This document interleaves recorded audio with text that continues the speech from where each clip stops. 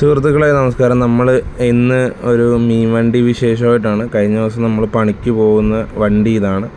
നമുക്ക് മീൻ പിടിക്കാൻ പോയിട്ട് വലിയ നേട്ടങ്ങളൊന്നും ഇല്ലാതെ വന്നപ്പോഴേക്കും നമ്മൾ 2 ദിവസത്തേക്ക് മീൻ ലോഡ് ചെയ്യുന്ന വണ്ടിയിലേക്ക് പോയിരിക്കുകയാണ്. അതായത് നമ്മുടെ അടുത്തേക്ക് എങ്ങനെ മീൻ എത്തുന്നു എന്നുള്ള രീതിയാണ്. ഇപ്പോൾ ഇത് രണ്ടും നമ്മുടെ വണ്ടി തന്നെയാണ്, നമ്മൾ പോകുന്ന കമ്പനിയുടെ വണ്ടിയാണ്. അപ്പോൾ നമ്മൾ ആലപ്പുഴയിൽ നിന്ന് നീണ്ടകരയിലേക്കാണ് പോകുന്നത്. ഒരു 3 മണിക്കൂറത്തെ യാത്രയുണ്ട്. അപ്പോൾ ഈ വണ്ടി പുള്ളി വാടകയ്ക്കാണ് വിളിച്ചിരിക്കുന്നത്. അതിന് കിലോമീറ്റർ ബേസ് ചെയ്തിട്ടാണ് റേറ്റ് കൊടുക്കുന്നത് വണ്ടിക്കാരനും.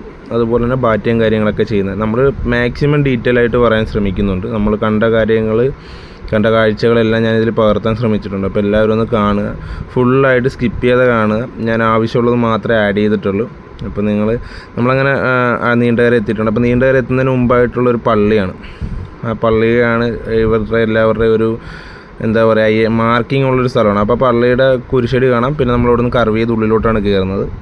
മാർക്കറ്റിൽ വണ്ടി കയറ്റുന്നതിന് പേയ്മെൻറ്റ് കൊടുക്കേണ്ടതുകൊണ്ട് നമ്മൾ വണ്ടി മാർക്കറ്റിന് പുറത്തിട്ടിട്ട് നമ്മുടെ ഒരു വണ്ടി നേരത്തെ മാർക്കറ്റിൽ കയറി കിടപ്പുണ്ട്. അപ്പോൾ നമ്മൾ മാർക്കറ്റിൽ വന്നപ്പോഴേക്കും എല്ലാവരും എത്തുന്നതേ ഉള്ളൂ, എല്ലാ ആൾക്കാരും വരുന്നുള്ളൂ. നമ്മൾ വെളുപ്പിനെ തന്നെ എത്തിയിട്ടുണ്ട്.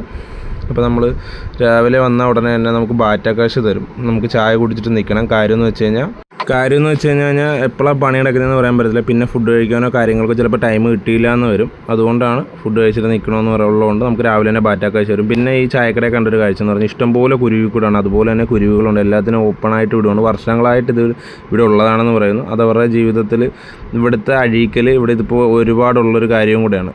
പിന്നെ നമ്മൾ പുറത്തോട്ട് ഇറങ്ങിയപ്പോഴേക്കും കണ്ടത് ഒരു ബോട്ടിൻ്റെ ഒരു വലിയൊരു ഫാനാണ്, ലീഫ്, അതായത് പോപ്പുലർ എന്ന് പറയും. ഇത് ഉപയോഗിച്ചിട്ടാണ് പോകാറ്. പിന്നെ ജസ്റ്റ് കണ്ടപ്പോൾ ഒന്ന് കാണിച്ചിട്ടുണ്ട്. പിന്നെ എല്ലാ വള്ളക്കാരും വന്നിട്ടുണ്ട്. അവരുടെ വണ്ടിയെല്ലാം നമ്മൾ ഹാർബറിൽ കാണുന്നുണ്ട്. വള്ളക്കാർ പോകുന്ന വണ്ടിയാണ് പുറത്ത് കിടന്നിരുന്നത്, ടൂറിസ്റ്റ് ബസ്സുകൾ. പിന്നെ നമ്മൾ ഹാർബറിൻ്റെ അകത്ത് കയറിയപ്പോൾ ആൾക്കാരൊക്കെ വരുന്നേ ഉള്ളൂ. നമ്മൾ നേരത്തെയാണ് എത്തിയിരിക്കുന്നത്. നമ്മൾ വെളുപ്പിന് തന്നെ സ്ഥലത്ത് എത്തിയിട്ടുണ്ട്. ആൾക്കാരൊക്കെ വന്ന് തുടങ്ങുന്നേ ഉള്ളൂ. പിന്നെ ഒരെടുത്ത് പറയാനുള്ളതെന്ന് പറഞ്ഞാൽ നമ്മൾ വന്നിരിക്കുന്ന കേരളത്തിലെ ഏറ്റവും വലിയ ഹാർബറിലാണ്. ഇത് നീണ്ടകര ഹാർബറാണ്. ഇതിന് തൊട്ടപ്പുറം കാണുന്ന ശക്തികുളങ്ങര ഹാർബറുമാണ്. അത് ബോട്ടുകളാണ് കൂടുതൽ അവിടെ എടുക്കാറ്. പിന്നെ തൊട്ടപ്പുറത്ത് തന്നെയാണ്, അതുവഴിയാണ് അഴിമുഖം വഴിയാണ് അതായത് വള്ളങ്ങളും ലൈലാൻഡും ബോട്ടുകളെല്ലാം കയറി വരുന്നത്. മറ്റേതാണ് ശക്തികുളങ്ങര, അപ്പുറത്ത് കാണുന്നതാണ് ശക്തികുളങ്ങര. ഇവിടെ ഇപ്പോൾ എന്തായാലും ഒരു ബോട്ട് കരക്കുണ്ട്. കാരണം വെച്ചാൽ കുറച്ച് ചൂരയും കാര്യങ്ങളും ഉണ്ട്. അത് കൊടുക്കാൻ വേണ്ടി കൊടുത്തു കഴിഞ്ഞു. അപ്പോൾ അടുത്ത ബോട്ട് വരുന്നത് നിങ്ങൾക്ക് കാണാം. അതുവഴിയാണ് കയറി വരുന്നത്. അതൊരു അഴിമുഖമാണ്. ഇത്രയും നേരെ ഇങ്ങനെ കയറി വരാൻ പറ്റില്ല. കാരണം ഇവിടെ എല്ലാം മണ്ണടിഞ്ഞ് കിടക്കുന്നുണ്ട്. ഇങ്ങനെ കറങ്ങി വേണം ഇങ്ങോട്ട് വരാനായിട്ട്. ഇപ്പുറം വഴി കറങ്ങിയേ വരാൻ പറ്റത്തുള്ളൂ. അപ്പം നമ്മളെന്തായാലും അകത്ത് പോയി ഇരിക്കാനാണ് പ്ലാൻ. കുറച്ച് കഴിഞ്ഞിട്ട് എന്തായാലും നോക്കാം. നമ്മൾ അകത്ത് കയറി ഇരിക്കുമ്പോൾ ഏറ്റവും കൂടുതൽ ഇവിടെ ഉള്ളതെന്ന് പറഞ്ഞാൽ ഈ കൊക്കാണ്. ഈ കൊക്കിനെ കൊണ്ടിവിടെ നടക്കാൻ പോയി വൈറ്റ് വാഷ് അടിച്ചു വിടും. നമ്മൾ നോക്കിയിരുന്നില്ല എന്നുണ്ടെങ്കിൽ നിറച്ച് കൊക്കാണ്.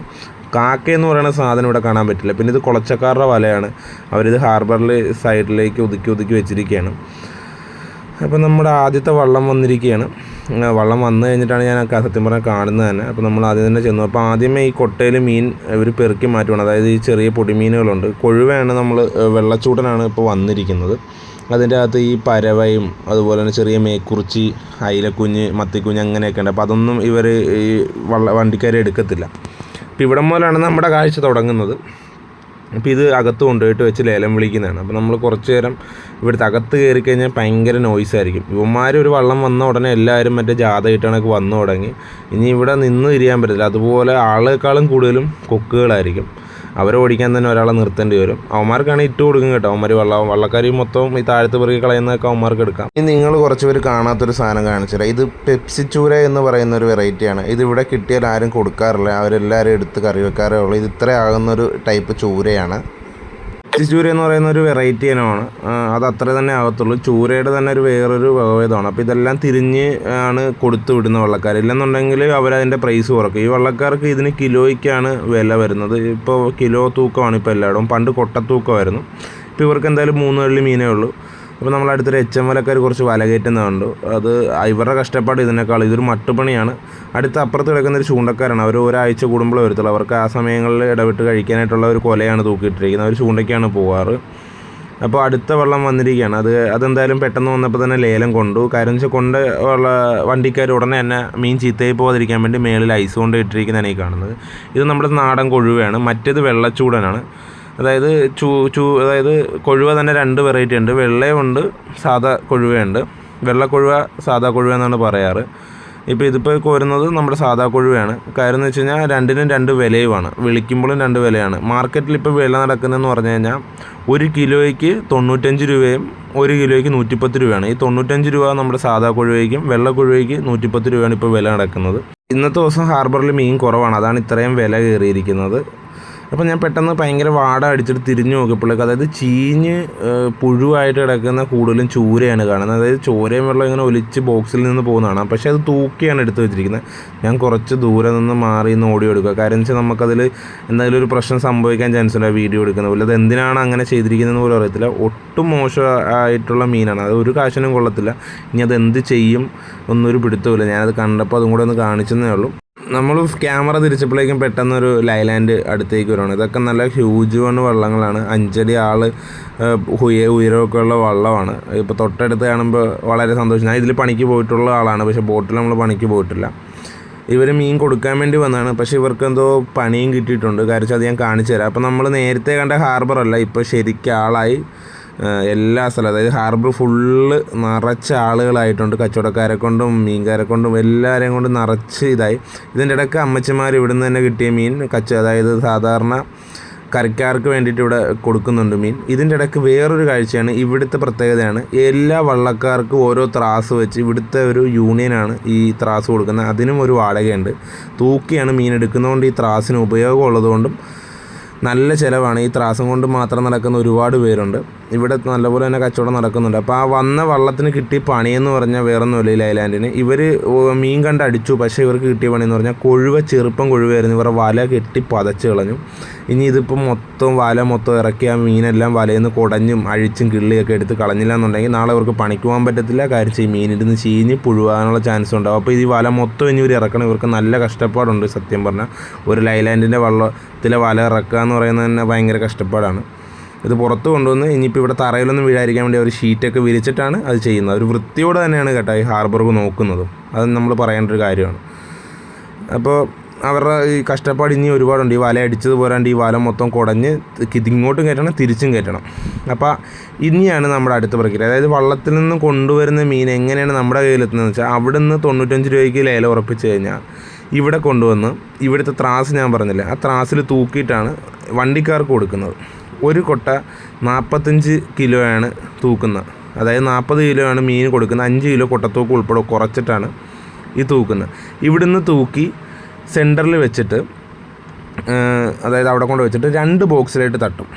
2 ബോക്സിലായിട്ട് തട്ടുന്ന വേറൊന്നുമില്ല, തിരിയാൻ വേണ്ടിയിട്ടാണ്. ഇതിൻ്റെ അകത്ത് മത്തി അയിലേക്ക് കിടന്നു കഴിഞ്ഞാൽ കൊഴുവ പെട്ടെന്ന് ചീത്തയായി പോകാനുള്ള ചാൻസ് ഉണ്ട്. തനി മീൻ, അതായത് ഒരു മീൻ തന്നെയാണ് കിടക്കുന്നുണ്ടെങ്കിൽ കറക്റ്റായിട്ട് പോകും. അപ്പം കൊണ്ടുവരുന്ന 40 കിലോ തൂക്കി തിരിയുന്നതനുസരിച്ച് ബാക്കി തട്ടിക്കൊടുത്തുകൊണ്ടേയിരിക്കും. അത് തട്ടിക്കൊടുക്കുന്നത് 25 കിലോ ആയിട്ട് തൂക്കിയിട്ടാണ് ബോക്സിൽ ഐസ് ചെയ്യുന്നത്. അതായത് ഇനി മനസ്സിലായില്ലെന്നുണ്ടെങ്കിൽ ഈ കൊണ്ടുവരുന്ന സാധനം ഇനി തൂക്കും. 25 കിലോ ആണ് ഒരു ബോക്സിൽ ഐസ് ചെയ്യുന്നത്. അത് ഞാൻ നല്ല ക്ലിയറായിട്ട് കാണിച്ചു തരാം. ഇതെല്ലാം തൂക്കി വെച്ചിരിക്കുന്നത്, ഈ ഫ്രണ്ടിൽ ചുവപ്പ് പൊട്ടയിലൊക്കെ ഇരിക്കുന്ന തൂക്കി വെച്ചിരിക്കുന്നത്. തൂക്കി വെച്ച് കഴിഞ്ഞിട്ടാണ് ഇത് പെട്ടിക്കിടാനുള്ള ഐസാണ്. അതായത് പെട്ടിയുടെ അടിയിലിടുന്ന ഐസാണ്. അത് തല്ലി പൊട്ടിക്കത്തില്ല, ചുമ്മാ കട്ട ഐസാണ്. ഇതിപ്പോൾ നേരെ ഈ കൊട്ട അതേപോലെ തന്നെ ഈ ഇതിനകത്തുകൊണ്ടും തട്ടും. പക്ഷേ ഇതിലാണ് സ്കില്ല് വേണ്ടത്. അതായത് തൂക്കിയെടുത്ത മീൻ അവിടെ ബോക്സിലാക്കി വെച്ചിട്ടുണ്ട്. അപ്പുറത്ത് ഇപ്പോൾ പുള്ളി എടുക്കാൻ പോകുന്നതെന്ന് പറഞ്ഞാൽ ചവ്വലിനെ അടിച്ചൊതുക്കി പൊടിയാക്കിയിട്ടുള്ള ഐസാണ്. അതിങ്ങനെ കൊണ്ടുവന്നിട്ട് തൂക്കി 25 കിലോ ഈ ഐസും കൂടെ കറക്റ്റ് ടാലാക്കിയിട്ടാണ് ഇവരിടുന്നത്. അതിലാണ് ഇപ്പോൾ സ്കില്ല് വേണമെന്ന് പറഞ്ഞത്. ഈ പണിക്കുള്ള സ്കില്ലാണ്. നമുക്ക് ഈ സ്കില്ലില്ല, നമ്മുടെ ചേട്ടച്ചാർക്കൊക്കെ ഈ സ്കില്ലുണ്ട്, അവൻ്റെ കൂടെ പോകുന്ന പണിക്കാർക്കും ഈ സ്കില്ലുണ്ട്. ഇത് കറക്റ്റായിട്ട് 25 കിലോ ആയിട്ടാണ് ചെയ്യുന്നത്. ഇത് പിന്നെ മാർക്കറ്റിൽ ചെന്നിട്ട് ലേലം വിളിച്ചിട്ട് ഈ മീനില്ലാത്ത മാർക്കറ്റുകളിൽ മീൻ കയറ്റിയിട്ടാണ് ചെയ്യുന്നത്. കുറച്ച് കാര്യങ്ങൾ പറയാൻ കേട്ടോ. ഇത് തന്നെ ഇങ്ങനെ പ്രക്രിയയായിട്ട് നടന്നുകൊണ്ടിരിക്കും. ഒരു വള്ളത്തിലെ മീൻ മൊത്തം ഇവരെടുക്കും. അപ്പോൾ ഇത് എത്ര ബോക്സ്, ഇതും പിന്നെയും പെട്ടിക്കിടുവാണ്. അതായത് ഇത് അടിച്ചൊതുക്കാത്ത ഐസാണ്, ഇത് കട്ട ഐസാണ്. അതായത് കൂടുതലും വലിയ വലിയ കട്ടകൾ കാണും. അത് അടിയിലിട്ടാലേ മീൻ കറക്റ്റ് കൂളിങ് കിട്ടത്തുള്ളൂ. ഒരു കൊട്ട ഐസ് ചുമ്മാതെ ഇടും, പിന്നെ ഒരു കൊട്ട ഐസ് എന്ന് പറഞ്ഞാൽ മീനുമായിട്ട് മിക്സ് ചെയ്തിടും. അത് പൊടി ഐസാണ്. അത് ചവ്വലിനെ അടിച്ചൊതുക്കി പൊടിച്ചാണ് എടുക്കുന്നത്. ഒരു ബോക്സിൻ്റെ അകത്ത് 25 കിലോ മീനുമാണ് ചെയ്യുന്നത്.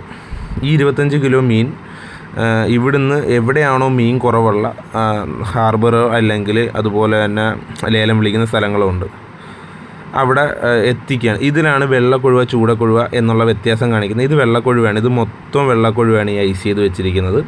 ഇത് ടോപ്പ് അപ്പ് ചെയ്ത് പക്കയായിട്ട് ഇപ്പോൾ ഇവർ ഫില്ല് ചെയ്യുന്നതൊക്കെ ഞാൻ കാണിച്ചു തരാം. ഇതിപ്പോൾ മൊത്തം വെള്ളക്കൊഴുവാണ്. 110 രൂപയ്ക്ക് അവർ കിലോ തൂക്കത്തിനെടുത്തിട്ടുള്ള വെള്ളക്കൊഴുവാണ്. നമ്മുടെ കുറച്ച് തെക്കോട്ടൊക്കെ ഈ വെള്ളക്കൊഴുവയ്ക്കാണ് ഡിമാൻഡ്. ഇതാണ് നമ്മുടെ സാധാ കൊഴുവ, അതായത് ചുമപ്പ് കലർന്നിട്ടുള്ള കൊഴുവ. രണ്ടും തമ്മിൽ ഒരു രാപകൽ വ്യത്യാസമുണ്ട്. ഈ ടീം എടുത്തിരിക്കുന്നത് 95 രൂപ വില വെച്ചിട്ടാണ്. അവർ ഐസ് ടോപ്പപ്പ് ചെയ്യുവാണ്. ടോപ്പപ്പ് ചെയ്തിട്ട് ബോക്സ് എല്ലാം സെറ്റ് ചെയ്ത് വെക്കുവാണ്. അടുത്ത ഇവരുടെ യൂണിയൻകാർ ഇവിടെ ഉണ്ട്. അവർ വന്നാൽ മാത്രമേ ഇത് കയറ്റാൻ പറ്റത്തുള്ളൂ. അതായത് ഐസ് ചെയ്ത് ടോപ്പപ്പ് ചെയ്ത് കഴിഞ്ഞാൽ പിന്നെ അടുക്കി വെക്കണം. കാര്യം ഇവിടെ നല്ല കാറ്റായതുകൊണ്ട് ഐസ് പെട്ടെന്ന് മെൽറ്റായി പോകാനുള്ള സാധ്യതയുണ്ട്. അതും പിന്നെ ഒരു നഷ്ടമാണ്. ഒരു ബോക്സ് ഐസിന് 70 രൂപയാണ് ഇവിടെ വരുന്നത്. അപ്പോൾ അതുകൊണ്ട് തന്നെ ഇവർ മാക്സിമം എല്ലാം ഫാസ്റ്റ് ആക്കാൻ നോക്കും. അതുകൊണ്ട് ഇനി ഫുഡ് കഴിക്കാനോ ഒരു ഫോൺ എടുക്കാനോ ഒന്നിനും സമയം കാണത്തില്ല. ഇത് മൊത്തം കയറ്റി എങ്ങനെയെങ്കിലും കൂളിങ് ക്രമീകരിച്ച് പോകേണ്ടതുകൊണ്ട് എത്രയും പെട്ടെന്ന് ടോപ്പപ്പ് ചെയ്ത് വണ്ടിയിലേക്ക് കയറ്റുക എന്നാണ് അടുത്തത്. അപ്പോൾ എല്ലാ വള്ളങ്ങളും ആ സമയത്തിനുള്ളിൽ തന്നെ വന്നു. ഞാൻ അവിടെ അത്രയും വീഡിയോ എടുത്ത് മാറുമ്പോൾ തന്നെ എല്ലാ ക്യാരിയറും പുറത്തെത്തിയിട്ടുണ്ട്. അത്യാവശ്യം ലൈലാൻഡിൻ്റെ എല്ലാ ക്യാരിയറും വന്നിട്ടുണ്ട്. പക്ഷേ വലിയ പണിയുണ്ടോ എന്ന് ചോദിച്ചാൽ ഇല്ല, 1-2 കള്ളിക്കാണുള്ളത്. പക്ഷേ നമ്മൾ ഇതുവരെയായിട്ട് മീൻ എടുത്തിട്ടില്ല. നമ്മുടെ ഗ്യാങ്ങാണിത്. നമ്മൾ ഇതുവരെയായിട്ട് മീൻ എടുത്തില്ല. നമ്മുടെ തൊട്ടടുത്തുള്ള എല്ലാ വണ്ടിക്കാരും മീൻ എടുത്തിട്ടുണ്ട്. നമ്മുടെ വണ്ടിയാണ് ഈ കിടക്കുന്നത്. അപ്പം ഞാൻ ഒന്നും കൂടെ ആ തൂക്കം ഒന്ന് നിങ്ങളെ കാണിച്ചു തരാം. ഇതാണ് ഈ 40 കിലോ ഉള്ള ഒരു കൊട്ട തൂക്കമായിട്ട് കൊണ്ടുവന്നത്. 2ആയിട്ട് പകർത്തി അതിൻ്റെ അകത്തുള്ള മീൻ തിരിഞ്ഞ് കഴിഞ്ഞതാണ്. എന്നിട്ട് ഇതിവിടെ വെച്ച് 25 കിലോ കറക്റ്റ് തൂക്കമാക്കിയാണ് ഐസ് ചെയ്യുന്നത്. ഇനിയാണ് കറക്റ്റ് ഇതിലുള്ള സ്കില്ലൊന്നും കൂടെ കാണിക്കുന്നത്. കണ്ടല്ലോ, പെട്ടിക്ക് ഐസ് ഇട്ട് വെച്ചിരുന്നു. കറക്റ്റായിട്ട് രണ്ടും ടാലായിട്ടാണ് പോകുന്നത്. അതായത് മീൻ എന്നാലേ കേടുകൂടാതെ ഇരുന്നിട്ട് നമ്മളിലേക്ക് എത്തത്തുള്ളൂ. ഇത് തന്നെയാണ് ഇവിടെ ചെയ്തുകൊണ്ടിരിക്കുന്ന പ്രക്രിയ. എല്ലാ വണ്ടിക്കാരുടെ കൂട്ടത്തിലും ഈ സ്കില്ല് പണി അറിയാവുന്ന കുറച്ച് പേര് കാണും. എന്നാലേ ആ വണ്ടിക്കാർ രക്ഷപ്പെടത്തുള്ളൂ. മീൻ നല്ലപോലെ കേടുകൂടാതെ നമ്മുടെ കയ്യിൽ കിട്ടത്തുള്ളൂ. ഇത് ഒരു ബോക്സിന് 40 രൂപയാണ് ഈ പണി ചെയ്യുന്ന ആൾക്കാർക്ക് കിട്ടുന്നത്. ഈ ഐസ് പൊട്ടിച്ച് മീൻ കോരി അവരൊരു 10 പേര് കാണും. അവർ കുറഞ്ഞ ഒരു 150 ബോക്സെങ്കിലും അവരുടെ വണ്ടിക്കാർ എടുക്കാൻ ചാൻസ് ഉണ്ടെങ്കിൽ അവർക്ക് നല്ലൊരു തുക കിട്ടാറാണുള്ളത്. നമുക്കത് കഴിഞ്ഞപ്പോഴേക്കും നമ്മൾ മീനെടുത്തു. നമ്മൾ പണി കഴിഞ്ഞിട്ട് ഇപ്പോൾ ലാസ്റ്റാണ് പിന്നെ ഒരു വീഡിയോ എടുക്കുന്നത്. അപ്പോഴേക്കും എല്ലാ ലൈലാൻഡും വന്നിട്ടുണ്ട്. അപ്പോൾ നമ്മൾ ഈ പണിയുടെയൊക്കെ തന്നെ മാക്സിമം വീഡിയോ നിങ്ങളെ കാണിക്കാൻ ശ്രമിച്ചിട്ടുണ്ട്. അപ്പോൾ വീഡിയോ ഇഷ്ടപ്പെട്ടാൽ ലൈക്ക് ചെയ്യണം, ഷെയർ ചെയ്യണം, സബ്സ്ക്രൈബ് ചെയ്യണം. ബൈ.